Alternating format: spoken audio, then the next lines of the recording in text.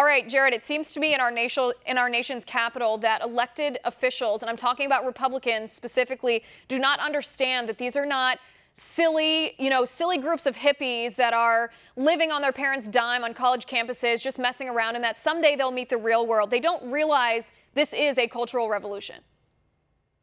It is very much. And I think we're really seeing, I think it was great that we saw Senator Tom Cotton stand up and call this what it is. This is mobocracy. This is mob rule coming to America that Abraham Lincoln talked about so eloquently in his 1838 Lyceum address and explained how this would undermine free government. It would make law-abiding citizens afraid to stand up to the mob. It would give power to those who are in the mob to dictate to the rest of society how they should think, what they should do. And I think that's really the danger of what's happening here. I think the far left in America wants to silence anybody who would dare question the narrative. This is not about truth. The truth is something that's dangerous to them. What they need is narrative, and they're willing to shut down and silence anybody who stands in front of them. That's what all the statue toppling, that's what all these attacks on news networks, that is what the bottom line, that's what this is about.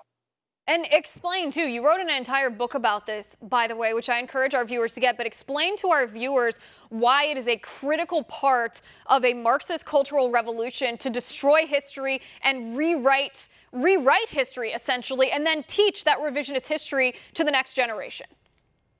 Yeah, as I wrote my book, the War on History, this has been a long-term project by the left.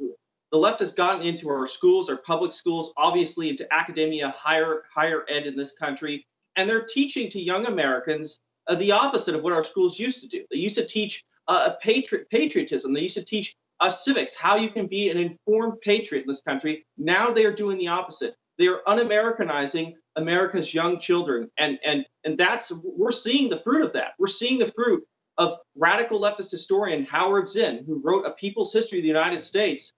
Well, now those vandals who you see out there toppling statues and desecrating property, that's the fruit of that. That's the fruit of that happening for years and decades in this country. That's what has to be stopped. And we need leaders, people who call themselves conservatives, to stand out there and defend Western civilization, to defend America, these institutions that have built the greatest country on earth.